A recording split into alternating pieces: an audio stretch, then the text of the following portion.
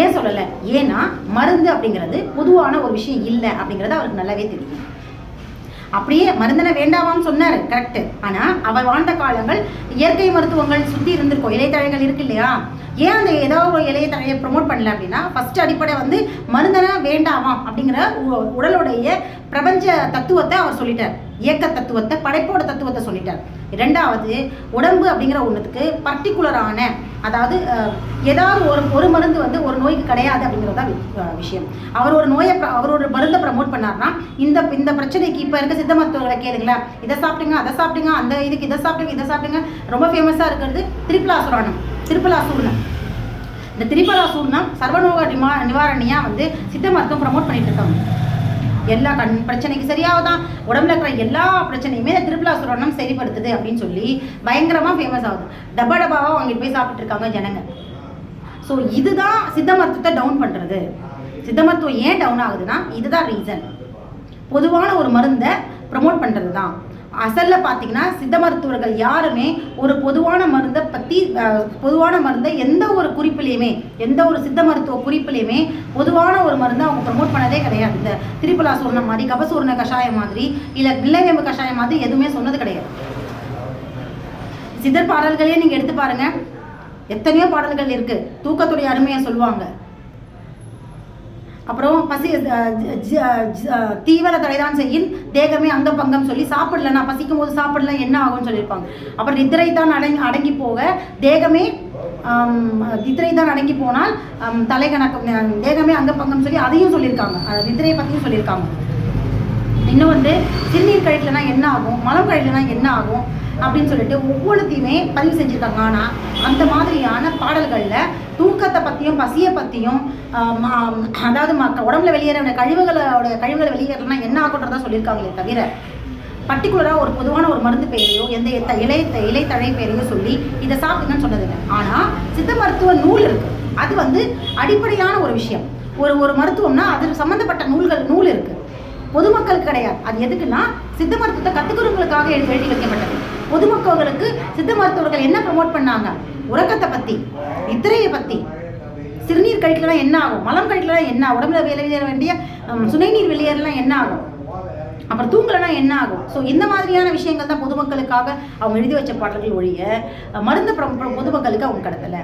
மருந்தை பற்றி அந்த நூல் எப்படி வந்து ஒவ்வொரு மருத்துவத்துக்குமே ஒவ்வொரு நூல் இருக்கும் இல்லையா, மருத்துவம் சம்மந்தப்பட்ட நூல் அப்படிங்கிறது அந்த மருத்துவத்துடைய அடிப்படை. எதுக்குன்னா அடிப்படை அது வந்து ஒரு குரு தான் படித்த, தான் கற்ற, தான் தேடி ஆராய்ஞ்ச அந்த செடி கொடிகள், தன்னை சுற்றி இருக்கிற தன் நில சூழலில் எப்படிப்பட்ட வந்து இலைத்தழைகள், அப்புறம் வேர்கள், இந்த மாதிரியான விஷயங்கள் கிடைக்குது, அதை பேஸ் பண்ணி தான் வந்து அவங்க கண்டுபிடிச்சி எழுதுனாங்க. ஆனால் ஒரு சித்த மருத்துவர் ப்ரமோட் பண்ண ஒரு மருந்துகள் ஏதாவது ஒரு தொந்தரவுக்கு ப்ரமோட் பண்ணியிருக்காங்கன்னா அதை இன்னொரு சித்த மருத்துவர் அதை அப்படியே ஃபாலோ பண்ணியிருக்காருன்றது கிடையாது. இது அவருடைய ஆராய்ச்சி. அடுத்து வர்றவர் அவர் ஒரு ஆராய்ச்சி செஞ்சு அவர் பல விஷயங்களை குறிப்பாக எழுதி வச்சிருக்கார். ஸோ இப்படித்தான் வந்து மருத்துவம் வளர்ச்சி அடையணுமே தவிர கண்ணு மூடித்தனமாக ஒரே ஒரு விஷயத்த காலேஜ்லேயோ இல்லை ஒரு குருக்கிட்டையோ கற்றுக்கிட்டு இருந்த ஒரு மருத்துவ முறையை அப்படியே அந்த வளர்ச்சி இல்லாமல் அப்படியே தொடர்ந்து எல்லாத்துக்கும் ஒரு தள்ளி பிடிச்சா, ஏதாவது ஒரு இலை முசு கீரை இலை, அது இல்லை ஏதோ ஒன்று இல்லை ஜுரம் வந்தால் கபசூர்ண கஷாயம், நிலவேம்பு கஷாயம் அப்படின்னு சொல்லிட்டு ஒரு குறிப்பு இருக்குது அப்படின்னா உடனே எல்லா சித்த மருத்துவர்களும் யாருக்கு ஜுரம் வந்தாலும் கபசூர்ண கஷாயத்துடைய சூர்ண பேக்கெட்டை கையில் கொடுத்துருவாங்க. என்ன அளவு சாப்பிடணும் அதெல்லாம் எதுவுமே கிடையாது. அவங்க கையில் கொடுத்த உடனே அவங்க அதை இஷ்டத்துக்கு சொம்பாக குடிக்கிறது, உடனே சரியா. நம்ம ஆளுங்களுக்கு எல்லாமே உடனே சரியாயிடணும் இல்லையா? மாத்திரை கொடுத்தா கூட இவ்வளோ தான் வாங்கிட்டு போகும், ஒரே ஓவர் நைட்டில் எல்லாம் சரியாயிடும், மந்திரம் தான் போடணும். இந்த மாதிரியான மென்டாலிட்டியில் தான் வந்துட்டாங்க. ஸோ இப்படி இருக்கிற இந்த மாதிரி ஒரே ஒரு மருத்துவ குறிப்புகளை வச்சுக்கிட்டு இன்றைக்கி ஓட்டிக்கிட்டு இருக்காங்க. மருந்து மாத்திரைகள் தயாரித்து வச்சுட்டு அதை வந்து வரவங்களுக்கு தள்ளுறாங்க. ஆனால் நம்ம சித்தர்கள் அப்படி செய்யலை, அப்படி எழுதியும் வைக்கலை. அந்த நிமிஷம், அதாவது ஒவ்வொரு மருந்தும் ஒவ்வொரு இலையில் இருக்க மருத்துவ குறிப்பை தான் எழுதி வச்சாங்க. அதை இந்த மாதிரி பொதுத்தன்மையில் எழுதி வைக்கலை. சளி பிடிச்சா இதை தான் கொடுக்கணும்னு அவங்க சொல்லலை. ஒவ்வொரு மருந்து அதோடைய தன்மை என்ன, அது எந்தெந்த மாதிரியான உள்ளுறுப்புகளை பலப்படுத்தும், கழிவுகளை நீக்குங்கிறத மருத்துவ குறிப்பாக அதோடைய வேறு, அதோடைய பட்டை, அதோடைய இலை, அதோடைய காயோடைய தன்மையை தான் எழுதி வச்சிருக்காங்க. இதே திருவள்ளுவர் ஒரு ஒரு மருத்துவத்தை பற்றி எழுதினாரு, மருந்து அதிகாரம் எழுதினாரு, நாடி பரிசோதனை எழுதினார் இல்லையா? நாடியை பற்றி எழுதியிருக்காரு. நோய் நாடி, நோய் முதல் நாடி, அறுத்தணிக்கும் வாய் நாடி வாய்ப்ப செயல் அப்படின்னு எழுதியிருக்காரா இல்லையா? ஆனால் ஒரு நாடியை பற்றி ஒரு 10 திருக்குறள் எழுதினாரு, நாடியோட மகத்துவத்தை பற்றி எழுதியிருக்காரு. நாடி பார்க்க தெரியாதவன் வைத்தியனே இல்லை அப்படின்னு சொல்கிற திருவள்ளுவர் ஏன் மருந்தை பற்றி எழுதலை? நாடி கண்டுபிடிச்சிருக்காருன்னா அவருடைய காலங்கள் என்ன? மருத்துவம் வந்துருச்சுன்னு தானே அர்த்தம். மருத்துவம் பயன்பாட்டில் இருக்குன்னு தானே அர்த்தம். நாடியை நாடி பார்க்காத வைத்தியம் இல்லை அப்படின்னா வைத்தியர்கள் அங்கே உலாவிட்டு இருக்காங்க. அவருடைய காலங்களில் வைத்திய முறைகள் இருந்தது, மக்கள் வைத்திய முறைகள் பயன்படுத்திட்டு இருக்காங்க அப்படிங்கிறது நமக்கு பதிவாகுது, ஒரு வரலாற்று குறிப்பாக பதிவாகுது இல்லையா?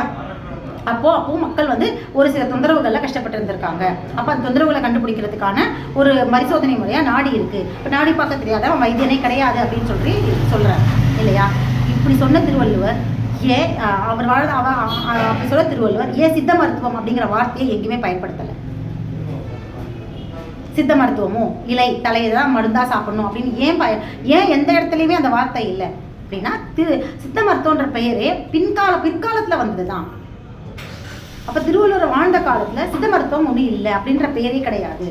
நம்ம தான் வந்து சித்தர்களால் எழுதி வைக்கப்பட்ட மருத்துவம் அப்படிங்கிறதுனால, சித்தர்கள் எழுதி வச்ச மருத்துவ குறிப்பு இருக்கிறதுனால அதை சித்த மருத்துவம் அப்படின்னு சொல்லி பிற்காலத்தில் தான் வந்தது. இப்போ திருவள்ளுவர் வாழ்ந்த காலங்களில் சித்த மருத்துவம் அப்படிங்கிற ஒரு முறையே இல்லை.